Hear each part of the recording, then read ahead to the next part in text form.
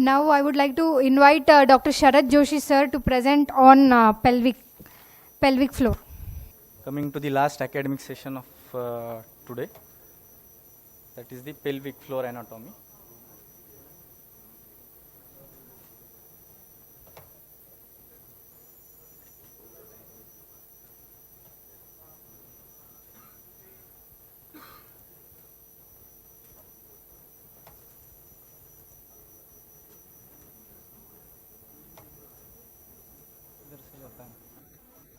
So the pelvic floor anatomy.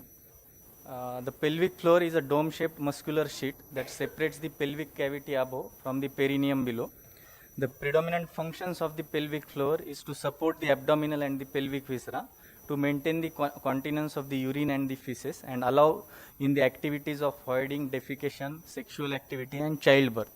So any affection of the pelvic floor will adversely affect all these functions. So before going in for the pelvic floor itself, just overview of the bony pelvis, which we are all well acquainted with. The bony pelvis is formed by the two innominate bones, the pubic bones and the ischium bones on the either side, and the sacrum and the coccyx posteriorly in midline. The plane of the pelvic inlets and outlets we should understand. The pelvic inlet plane extends from the level of the sacral promontory to the superior aspects of the pubic bones, like that. And the plane of the outlet is formed by the inferior aspect of the pubic arch, the ischium and the coccyx posteriorly, and the plane of the inlet lies at right angles to that of the plane of the outlet. So the whatever space is between the true pelvic inlet and the outlet is called as the true pelvis. And the female pelvis differs from the male pelvis in being a shallower and having a wider angles at the anterior aspect of the pubic rami, and with the proportionately large pelvic outlet. So the pelvic floor consists of the four different components or the layers. Those are the pelvic diaphragm, deep perineal, also known as urogenital diaphragm, the perineal membrane, and superficial perineal pouch. Various literatures describe these in different manner. Some consider as the deep perineal pouch and the perineal membrane as a single layer and together called as the urogenital diaphragm. So coming to the pelvic diaphragm, that is the first layer of the pelvic floor. It consists of the two muscles, that is the levator ani and the coccygeus. The levator ani has three subcomponents, the pubococcygeus, puborectalis, and iliococcygeus muscle. And this pelvic diaphragm, that is the sheet of the muscle at the pelvic floor, has an anterior midline defect called as the urogenital hiatus, which allows the passage of the urethra in males and urethra and vagina in the females. And this again is outlined by some muscle fibers known as the puboprostaticus in males and pubovaginalis in females. So before going into actual MR anatomy, it is for a better understanding necessary to have a 3D orientation of the pelvic structure. So first we will see these 3D schematics of the pelvic diaphragm, pelvic layers, pelvic floor layers, and then we will go to the MR imaging. So as we can see, this is the superior or the pelvic view of the first layer of the pelvic floor, that is the pelvic diaphragm, formed predominantly by the levator ani muscle. So levator ani muscle has three subcomponents. This large sheet of muscle together is called as the levator ani. So it has three components. This is the puborectalis, and the origins of the levator ani is predominantly from the posterior aspect of the pubic bones, and insertion is towards the coccyx. So three subcomponents are the puborectalis, which arises from the posterior aspect of the pubis here, goes posteriorly, forms a Yule sling around the posterior aspect of the anorectal junction, and meets its counterpart on the other side, which also originates at the same level. Then the second component is the pubococcygeus. Pubococcygeus again arises from the posterior aspect of the pubis, goes posteriorly, inserts onto the coccyx and in the midline, where a thick band-like structure, that is midline raphe or levator plate, is formed, which is that extends from the coccyx to the just posterior to the anus. This is called as anococcygeal body, onto which the fibers of the levator ani insert in posterior part. So this also has two symmetrical halves on either side. The lateral component is the iliococcygeus muscle. Now the iliococcygeus actually arises not from the pelvic bone, pubic bone itself, but this is the obturator internus outlining the lateral wall of the pelvis. The fascia of the obturator internus forms a thick tendinous arch, and from that fascia this iliococcygeus muscle takes origin, posteriorly goes to the coccyx and meets the midline levator plate. So these three muscle components together form the levator ani muscle, and these are the hiatuses. This is the anal hiatus, and then these are the urethral and deep dorsal vein of the penis hiatus. So posterior most second component of the pelvic diaphragm is the this coccygeus muscle. Coccygeus muscle originates from the ischium and goes posterior to insert on the tip of the coccyx there. So this is slightly posterior and superior to the levator ani.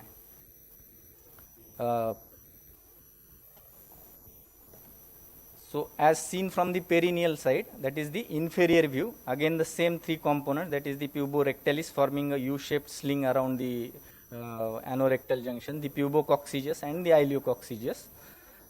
Here one thing, from the perineal side you can see the midline dense white structure, that is the perineal body. It is a small fibromuscular connective tissue node which provides attachment to the various pelvic floor and the perineal muscle and plays an important role in anchoring and providing stability to the pelvic and perineal viscera. So this is the superior oblique view of the pelvic diaphragm, showing the tendinous arch formed by the obturator internus muscle from where the levator ani muscle takes origin.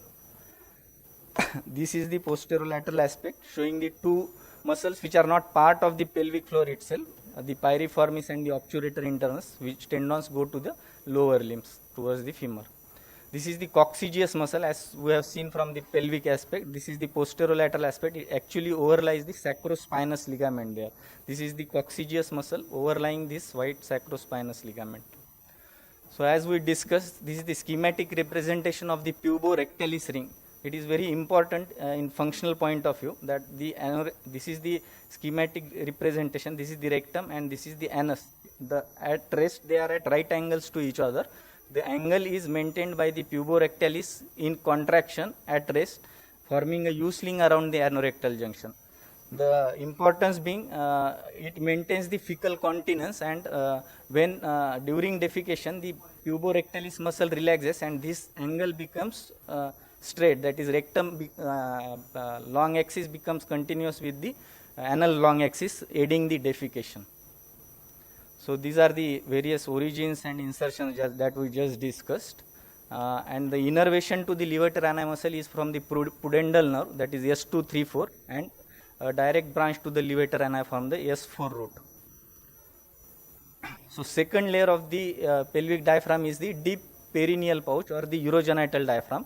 It is again a strong muscular membrane inferior to the pelvic diaphragm between the symphysis pubis and the ischial tuberosities, and it stretches across the triangular anterior portion of the pelvic outlet. It is present in only the anterior aspect of the pelvic outlet, unlike the pelvic diaphragm which is present throughout. So the components of the deep perineal pouch are the deep transverse perineal muscle, urethral sphincter.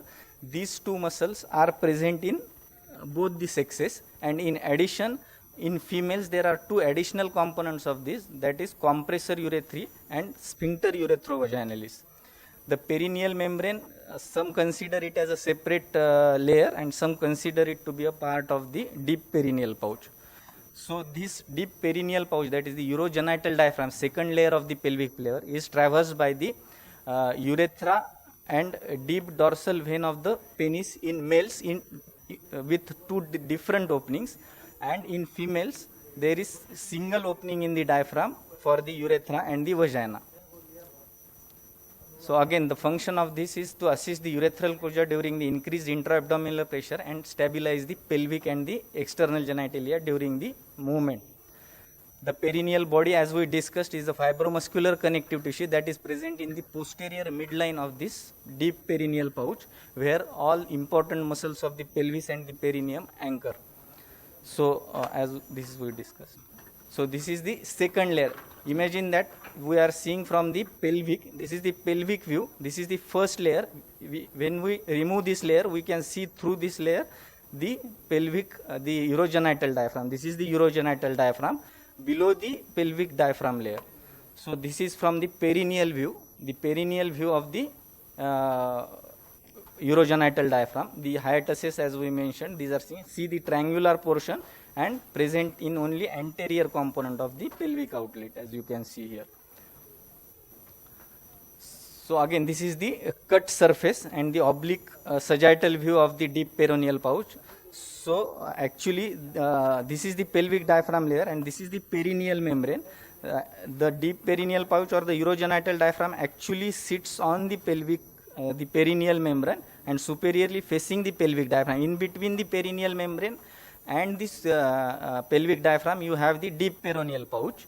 That is, it is deep to the perineal membrane.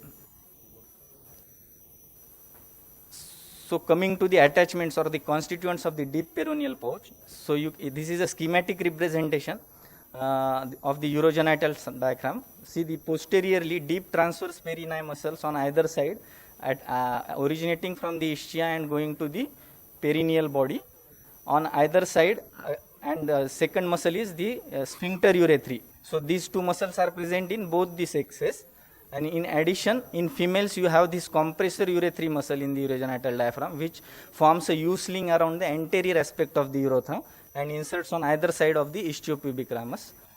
And one more muscle is sphincter urethrovaginalis. This is a single muscle forming slings around the urethra and vagina, that is the, and originating from the perineal body and continuing a loop around the anterior aspect of the urethra. So this is the sphincter urethrovaginalis and this is the compressor urethrae, two additional muscles in the females. So same thing, the origins and insertions of these deep perineal pouch muscles are discussed here. Coming to the superficial perineal pouch, this is formed by the, this is the superior most or the superficial most layer of the perineum rather, and deepest layer of the pelvic floor. So this is formed by the bulbocavernosus, istiocavernosus, superficial transverse perineal and external anal sphincter. Again, this maintain the continence, urinary, and important for penile rigidity and erection and ejaculatory functions.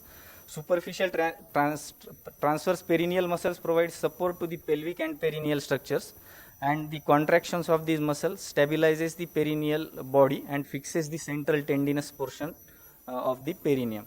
So this is the perineal pouch in the superficial perineal pouch in a schematic three-dimensional way. So these are the istiocavernosus muscle attached to the istiopubic ramus, superficial to the deep perineal pouch. So you can see the relationship here. These are the superficial perineal transverse perineal muscles on either side inserting onto the perineal body, but these are superficial to the deep transverse perineal muscle, that is the next layer to the deep perineal pouch.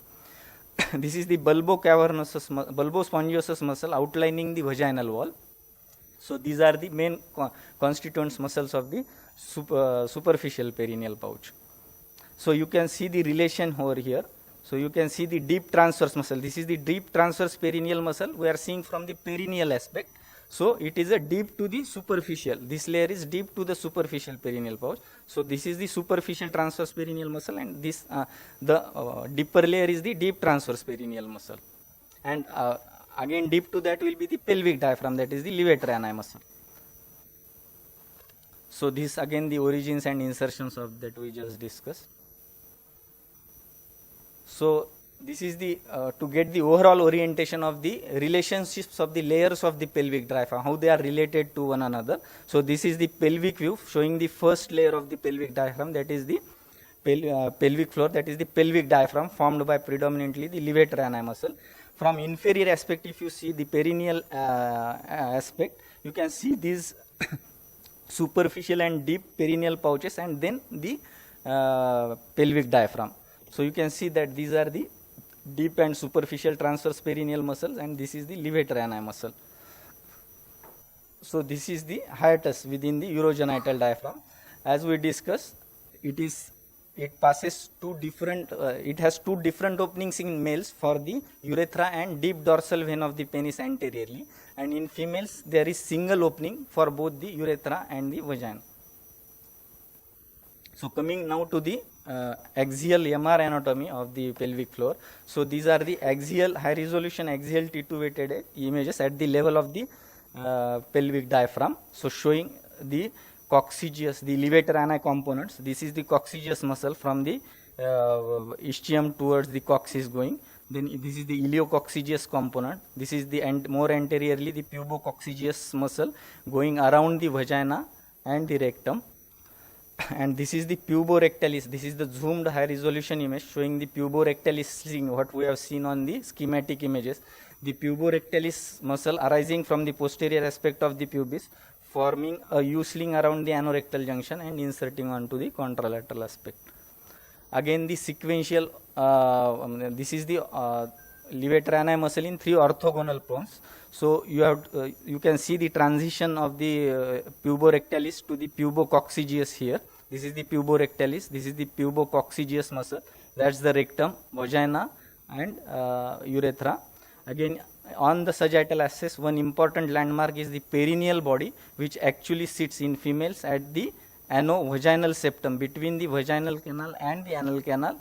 The location of the perineal body can be seen in the ano-vaginal. And another important landmark to note on the sagittal images is this levator plate. You should also note the it's a contour, that it is convex upwards.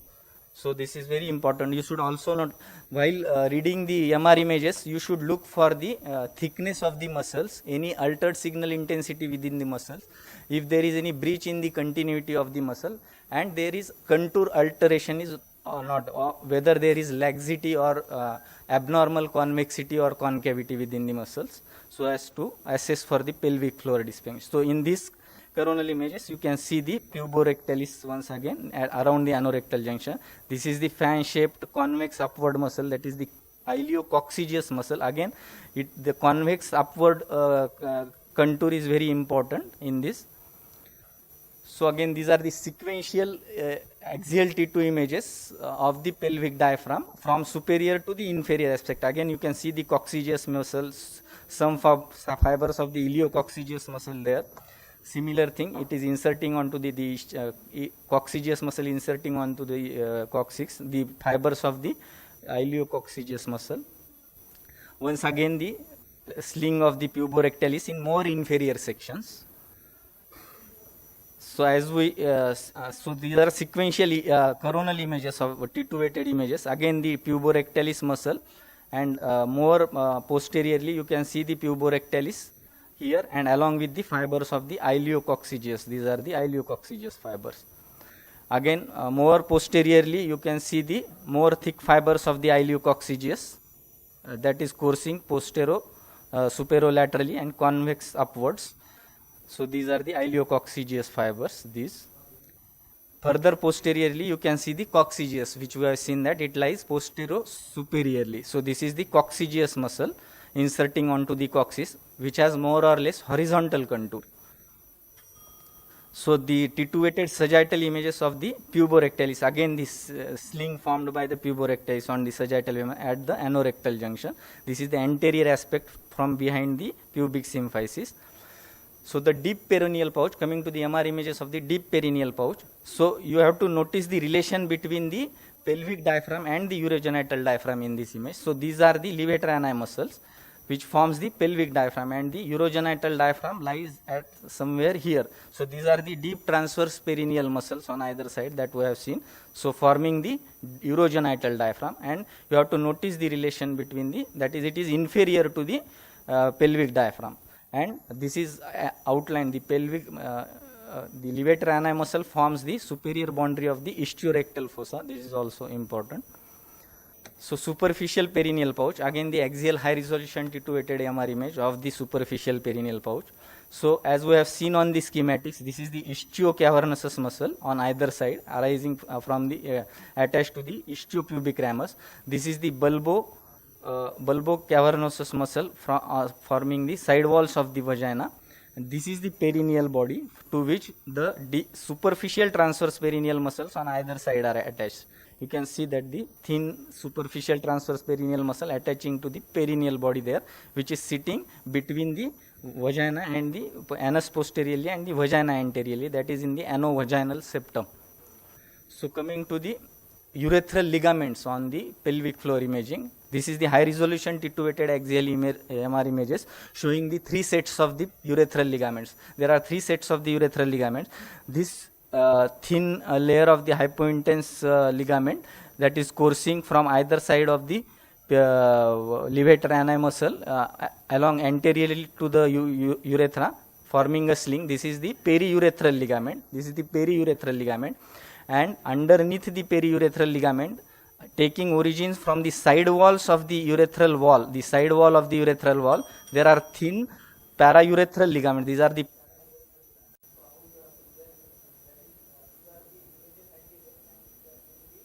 Thank you, sir, for such a wonderful lecture. Now I would invite Dr. Prasanna Mishra-Kotkar, sir, to felicitate.